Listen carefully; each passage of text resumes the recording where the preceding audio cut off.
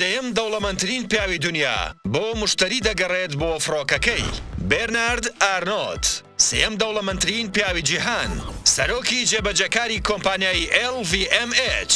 فڕۆکەکەی خستوتە مەزادەوە بۆ فرۆشتن لەبەر هۆکارێکی سەیر و سەمەرە. ئەویش لەبەرەوەی خەڵک چاودێری هاتوچۆ و ڕۆشنەکانی دەکا.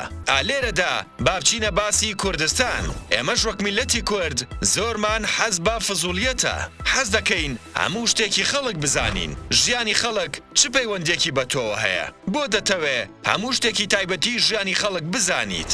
دەبێ کەی واز لەو خۆ ناشرینە بهێنین. ئەوە تا دەوڵەمەندترین پیاوی دنیا هەراسان بۆ بەدەست خەڵکەوە.